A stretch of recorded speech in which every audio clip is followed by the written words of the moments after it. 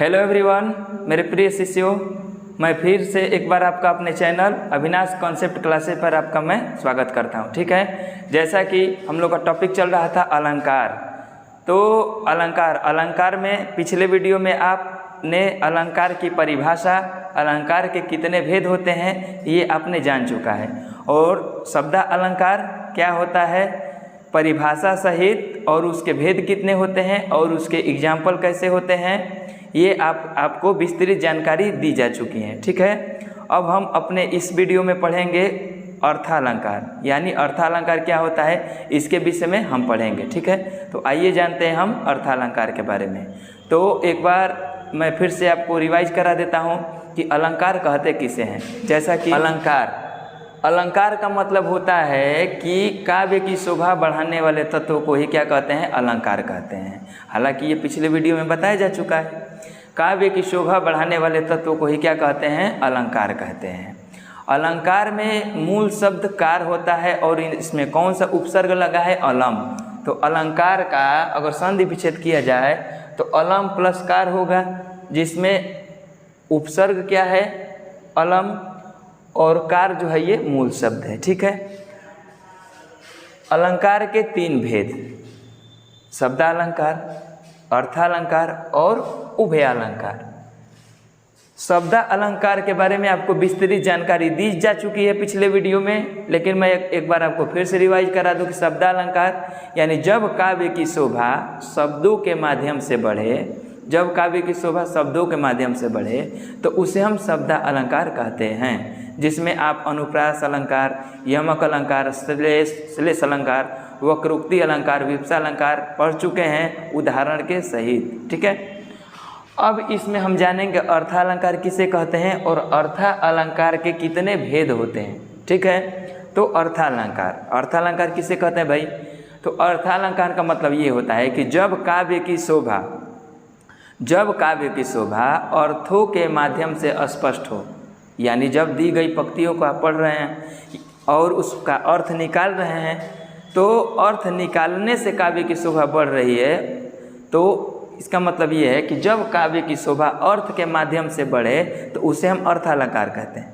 अर्थालंकार के इतने मतलब लगभग मैंने 12 लिखा है, ऐसा नहीं है कि केवल इतने ही होते हैं, और भी हैं, है ना, लेकिन आप ये जानिए अर्थालंकार के भेद। तो अर्थालंकार के भेद, एक उपमा अलंकार होता है, रूपक अलंकार होता है, उत्प्रेक्षा अलंकार होता है, अतिशयोक्ति अलंकार, अंत्योक्ति अलंकार, विभावना अलंकार, विरोधाभास अलंकार, मानवीकरण अलंकार, दृष्टांत अलंकार, संदेहात्मक अलंकार, भ्रांतिमान अलंकार और प्रतीप अलंकार। तो आइए हम जाने इन सभी अलंकारों को, जो अर्था अलंकार के ये उपभेद हैं, तो इनके बारे में पूर्ण जानकारी के अध्ययन करते हैं। ठीक है, और इसको उदाहरण सहित पढ़ते हैं। ठीक है, तो अर्थालंकार स्पष्ट हो चुका। अगर किसी भाई बहन को कोई भी दिक्कत होता है, इस टॉपिक में कोई भी कन्फ्यूजन पैदा होता है, तो आप हमारे चैनल पे कमेंट बॉक्स में लिखकर शेयर कर सकते हैं, आपकी समस्या का समाधान किया जाएगा। ठीक है, तो अब हम बताते हैं आपको उपमा अलंकार। अर्थालंकार में पहला आता है उपमा अलंकार। तो उपमा अलंकार को जानने से पहले कुछ शब्दों के परिभाषा को जानना अत्यंत आवश्यक है। ठीक है, तो देखिए उपमा अलंकार कहते किसे हैं, उपमा अलंकार ये होता क्या है, तो इसको ध्यान से सुनिएगा और मेरा बात माने। तो इस वीडियो को देख रहे हैं तो अपने हाथ में एक कॉपी कलम जरूर रखें और सभी परिभाषाओं को मैंने जो बताया जाता है आपको उसको नोट करें, अपनी राइटिंग में उसको तैयार करें। ठीक है, तो अब देखिए उपमा अलंकार होता क्या है। तो जब किसी व्यक्ति वस्तु के रूप रंग गुण दोष की तुलना, जब किसी व्यक्ति के या वस्तु के रूप रंग गुण दोष की तुलना दूसरे व्यक्ति वस्तु के रूप रंग या गुण दोष से करेंगे तो उसे ही हम उपमा अलंकार कहते हैं। अर्थात जब किसी व्यक्ति के रूप रंग गुण दशा की तुलना दूसरे व्यक्ति के रूप रंग गुण दशा से करेंगे तो उसे हम क्या कहते हैं, उपमा अलंकार कहते हैं। ये उपमा अलंकार की परिभाषा है। ठीक है, तो जैसा कि हमने शॉर्टकट में लिख दिया है कि उपमा अलंकार यानी रूप रंग गुण दोष की तुलना करना है। ठीक है, अब देखिए उपमा अलंकार, तो ये जो है उपमा अलंकार को परिभाषित करने के लिए ये कुछ छोटे छोटे शब्द हैं जिनकी परिभाषाएं जानना आपके लिए अत्यंत आवश्यक है। जैसे उपमेय किसे कहते हैं, उपमान किसे कहते हैं, वाचक शब्द किसे कहते हैं और समान गुणधर्म किसे कहते हैं। ठीक है, तो जब तुलना कराना हो, जैसे मान लीजिए कोई व्यक्ति है और कोई दूसरा व्यक्ति है ना, जैसे दो व्यक्ति हैं तो हो सकता है कि पहले व्यक्ति की दूसरे व्यक्ति के साथ तुलना कराएंगे उसके रूप रंग गुणों की, या दूसरे व्यक्ति के रूप रंग गुणों की तुलना पहले व्यक्ति के रूप रंग गुण दोष से कराएंगे। ठीक है, यानी तुलना कराना है हर हाल में। किस चीज़ का तुलना कराना है, रूप रंग गुण और दोष का, यानी क्वालिटी का। ठीक है, तो इसके बारे में जानिए। जब तुलना करा रहे हैं तो यहाँ पर दो कंडीशन बनते हैं। जब आप तुलना कराएंगे तो दो कंडीशन बनता है, जिससे तुलना कराएंगे एक वो होगा और एक जिसकी तुलना की जाएगी वो होगा। मेरी बात को ध्यान से सुनेंगे। जैसे ये दो मार्कर हैं, है ना, जैसे मान लीजिए ये दो व्यक्ति हैं, है ना, तो एक मान लीजिए जिसकी तुलना की जाए और जिससे तुलना की जाए। ठीक है, अब सुनिए, होता यह है कि उपमेय किसे कहते हैं, यानी जिसकी तुलना की जाएगी, जिसकी तुलना की जाएगी। उपमान क्या होता है, जिससे तुलना की जाए। ठीक है, यानी उपमान किसे कहते हैं, जिससे तुलना की जाए। ठीक है, एक होता है वाचक शब्द, यानी जो तुलना कराने वाले शब्द होंगे। जैसे उपमा अलंकार में जो तुलना कराने वाले शब्द होते हैं, जैसे सम, समान, सरिस, सी, के जैसा। ठीक है, इसे हम वाचक शब्द कहते हैं। और एक होता है समान गुणधर्म, यानी जैसे मान लीजिए ये दो व्यक्ति थे तो इनके गुणों की तुलना करा रहे थे ना, तो उसे ही समान गुणधर्म, यानी उपमेय और उपमान के बीच में जो गुण समान होंगे, यानी जिस गुण के कारण तुलना की जा रही है उसे हम कहते हैं समान गुणधर्म। ठीक है, तो यहाँ मैंने उसको परिभाषा सहित बताया है कि उपमेय यानी जिसकी तुलना की जाए, है ना, हर हाल में ध्यान देंगे, कंफ्यूज नहीं होंगे। उपमेय का मतलब होता है जिसकी तुलना की जाए, उपमान का मतलब होता है कि जिससे तुलना की जाए। वाचक शब्द में मैंने बताया था कि सम, समान, सी, सरिस, के जैसा। समान गुणधर्म यानी जिन गुणों की आप तुलना करेंगे, यानी जो उपमेय में भी होगा और उपमान में भी होगा। जैसे उपमेय उपमान के बीच समान गुण होंगे। ठीक है, अब देखिए, जैसे मैं तुलना करा दूं, जैसे मान लीजिए मेरी क्लास में कोई लड़का बैठा है, मेरी क्लास में कोई लड़का बैठकर अटेंड कर रहा है, पढ़ रहा है। ठीक है, मैं उसको खड़ा करा कर कहूँ कि तुम अक्षय कुमार जैसे हो, है ना, तुम अक्षय कुमार जैसे हो। ठीक है, मतलब मैंने उस बालक को खड़ा कराया और कहा कि तुम अक्षय कुमार जैसा लगते हो। ठीक है, या तुम अक्षय कुमार जैसा हैंडसम हो, तुम अक्षय कुमार जैसा क्या हो, हैंडसम हो। तो देखिए यहाँ पर वो बालक हो गया, मतलब वो लड़का हो गया। तो लड़का क्या हो गया, उपमेय है कि उपमान है? लड़का जो है, लड़का ज़्यादा सेलिब्रिटी है, मशहूर है, या अक्षय कुमार ज़्यादा मशहूर है? लड़के की तुलना में अक्षय कुमार ज़्यादा मशहूर है ना, तो अक्षय कुमार यहाँ पर उपमान हो जाएंगे। ठीक है, कंफ्यूज नहीं होना है।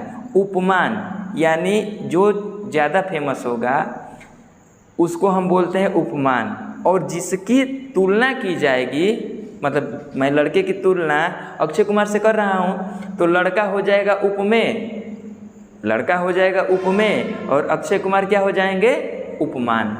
तो उपमेय उपमान में कोई दिक्कत, कोई कन्फ्यूजन होगा तो कमेंट बॉक्स में लिख कर भेजिएगा। ठीक है, हालांकि इस वीडियो को एक बार, दो बार, तीन बार देख लेंगे, आपको खुद क्लियर हो जाएगा। तीसरा, वाचक शब्द। तो वाचक शब्द क्या था? मैंने बोला था कि तुम अक्षय कुमार जैसा हैंडसम हो। जैसा, इसमें एक वाचक शब्द आया जो तुलना करा रहा है, तो जैसा को हम बोलेंगे वाचक शब्द, ठीक है। और हैंडसम यानी वो लड़का भी हैंडसम है और अक्षय कुमार भी हैंडसम है, जिसके कारण समान गुणधर्म क्या हो गया? हैंडसम यानी क्वालिटी। क्लियर हुआ? तो उसी को मैं यहाँ बताया था कि उपमेय का मतलब जिसकी तुलना की जाए, उपमान का मतलब जिससे तुलना की जाए, वाचक शब्द का मतलब सम, समान, सी, सरिस के जैसा।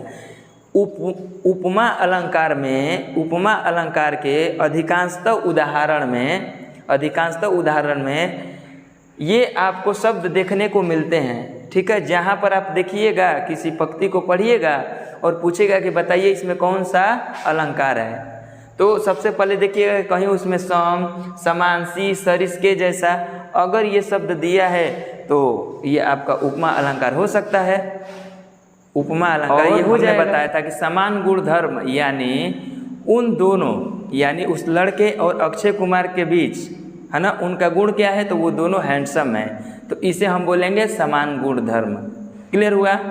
तो अब उसको हम उदाहरण द्वारा स्पष्ट करते हैं। जैसे पीपल पात सरिस मंडोला, एक बहुत ही प्रचलित उदाहरण है। पीपल पात सरिस मंडोला, अगर मान लीजिए आपके परीक्षा में ये आ गया और पूछता है कि बताइए इसमें कौन सा अलंकार है, ठीक है। तो पीपल पात सरिस मंडोला, जैसा कि हमने लिखवाया है कि वाचक शब्द उपमा अलंकार को पहचानने के लिए ये देख लीजिएगा कि कहीं पंक्ति में सम, समान, सी, सरिस के जैसा तो नहीं ना दिया है। अगर ये दिया है तो वो उपमा अलंकार होगा। अब देखिए पीपल पात सरिस मंडोला, पहले इस पंक्ति का देखिए, चाहे आप अलंकार पढ़िए चाहे रस पढ़िए, है ना, पढ़ रहे हैं तो कोशिश कीजिए कि दी गई पंक्तियों का अर्थ आप निकालें, क्योंकि जब तक आप अर्थ नहीं निकाल पाएंगे तब तक आप ये नहीं बता पाएंगे कि इसमें कौन सा रस छिपा है। हालांकि रस अगले वीडियो में आपको मिल जाएगा, लेकिन अलंकार पढ़ रहे हैं तो इसमें जो भी पंक्तियाँ, जो भी उदाहरण आपके सामने आ रहे हैं, तो कोशिश करें कि उसका अर्थ निकालें, खुद से अर्थ निकालें, ठीक है। क्योंकि जिस दिन आप अर्थ निकालना सीख जाएंगे, अलंकार रस से समस्या आप खुद सॉल्व कर लेंगे, ठीक है। अब देखिए पीपल पात सरिस मंडोला, तो इस पंक्ति का अर्थ क्या है कि पीपल पात यानी पीपल के पत्ते जैसा, पीपल के पत्ते जैसा यानी पीपल पात यानी पीपल के पत्ते के जैसा, सरिस का मतलब होता है समान, मन डोला यानी मन जो है पीपल के पत्ते के समान डोल रहा है। यानी मन की तुलना किससे की गई है? बताइए, मन की तुलना पीपल के पत्ते से की गई है या पीपल के पत्ते की तुलना मन से की गई है? आप बताइए। और मन की तुलना क्यों पीपल के पत्ते से ही की गई है? क्योंकि पीपल का पत्ता और मन दोनों में, पीपल का पत्ता जो होता है वो कभी स्थिर नहीं रहता है। अगर वो थोड़ा सा भी हवा पाएगा तो वो कंपन करता रहेगा, ठीक है। पीपल के पत्ते को कंपन करने के लिए थोड़ा सा ही हवा अगर उसको मिल जाए तो वो कंपन करने लगेगा, मतलब हिलने डुलने लगेगा। तो यानी वो कभी, कहने का अर्थ ये है कि वो कभी स्थिर नहीं होता है। उसी प्रकार से जो मन है वो कभी स्थिर नहीं रहता है, जिसके कारण मन की तुलना पीपल के पत्ते से की गई है। पीपल के पत्ते की तुलना मन से नहीं, मन की तुलना पीपल के पत्ते से की गई है। क्लियर हुआ? तो देखिए पीपल पात सरिस मंडोला यानी मन की तुलना किससे की गई है? पीपल के पत्ते से। तो ये हुआ उपमेय, क्योंकि मन की तुलना पीपल के पत्ते से की जा रही है। तो मन क्या हो गया? उपमेय। पीपल पात क्या हो गया? उपमान। मन एक बार और देखेंगे, मन क्या हो गया? उपमेय, क्योंकि इसकी तुलना आप पीपल के पत्ते से कर रहे हैं। तो पीपल का पात यानी पीपल पात उपमान हो गया। ये लिखवा चुका हूँ मैं, वाचक शब्द सम, समान, सी, सरिस के जैसा, यानी जो शब्द तुलना कराएगा उसे हम बोलेंगे वाचक शब्द। ये सरिस क्या है? वाचक शब्द। यही ना तुलना करा रहा है कि पीपल पात सरिस मन डोला, यानी पीपल के पत्ते जैसा मन डोल रहा है। और डोलना क्या है? देखिए ये क्या करता है, मन भी डोलता है और पीपल का पत्ता भी डोलता है। तो दोनों के गुण क्या है? डोलना। तो जिसके कारण ये दोनों का समान गुणधर्म है, यानी डोलना समान गुणधर्म है, तो जिसके कारण डोलना इसमें, इसको हम बोलेंगे कि ये समान गुणधर्म है। मन उपमेय है, सरिस यानी वाचक शब्द है, ये तुलना करा रहा है, और पीपल पात उपमान है। ठीक है, तो ये है उपमा अलंकार। अब उपमा अलंकार के बाद ये रूपक अलंकार। ठीक है, अगले वीडियो में आप देखेंगे कि ये रूपक अलंकार क्या होता है। ठीक है, तो आज के लिए इतना ही। जय हिंद, जय भारत, जय हिंदुस्तान।